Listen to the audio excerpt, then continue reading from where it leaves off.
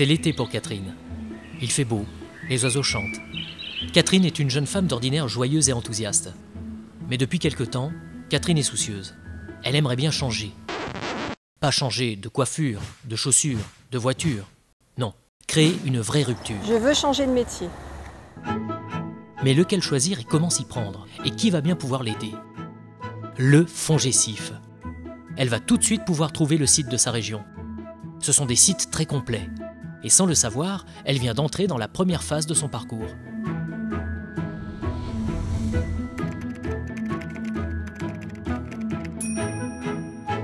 Pour aller plus loin, elle décide donc de prendre son téléphone et de faire appel à un conseiller. Elle tombe sur Aurélie. FONGECIF, bonjour, que puis-je pour vous? Elle a envie de répondre tout. Mais elle dit: J'envisage de changer de métier. Pourriez-vous m'aider? Depuis combien de temps travaillez-vous? Avant d'avoir des réponses, Catherine doit en donner quelques-unes. Quel est le nom de votre employeur? Eh oui, c'est le début de la construction de son dossier personnalisé. Je vous propose de venir à notre antenne. Je vous souhaite une bonne journée. J'arrive. Catherine ne perd pas une minute. Elle rassemble ses affaires, ses idées, et en un clin d'œil se rend au FONGECIF. Un peu timide, un peu gênée, elle est heureuse de pouvoir rencontrer quelqu'un qui l'écoute. Bonjour, c'est la première fois que vous venez au FONGECIF? Oui.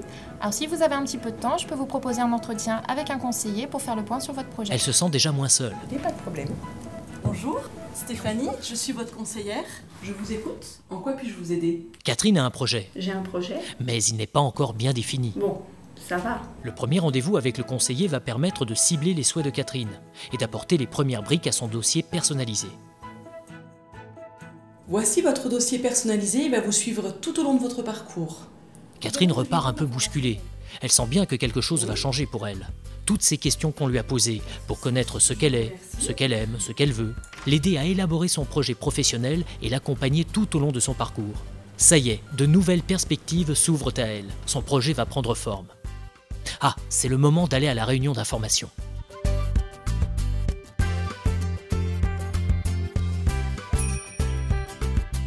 L'objectif est de s'informer avant de se former, si besoin. Elle n'est pas la seule pour ce type de réunion. Il y a aussi Alice, Antoine, Alexandre et bien d'autres, et chacun a son propre projet professionnel bien spécifique. On est là pour vous faciliter la démarche au FONGECIF. Je vous rappelle que normalement vous êtes tous... Pour Catherine, les pistes sont nombreuses et complexes, et les métiers sont multiples. Elle ne les connaît pas tous. Vous avez des questions suite à la réunion? Non. Au vu de nos échanges, il serait bon que vous rencontriez des professionnels pour valider votre projet. C'est une bonne idée. Catherine affine ses choix grâce aux rencontres avec les professionnels et les fiches métiers de l'espace ressources. Elle sent qu'elle est prête. Cette fois, je suis prête.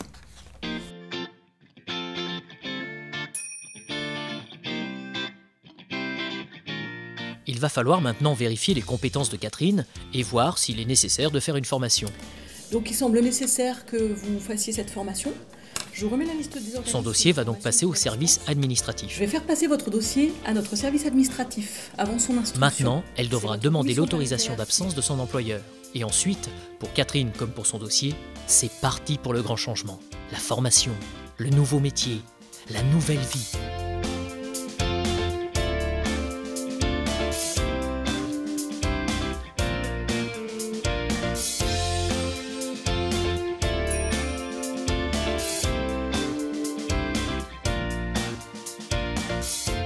Il reste à monter le financement pour le dossier de Catherine.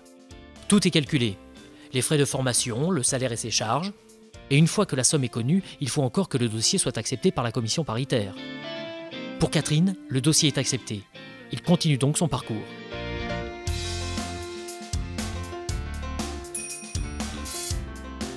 Il est suivi tout au long de son projet professionnel.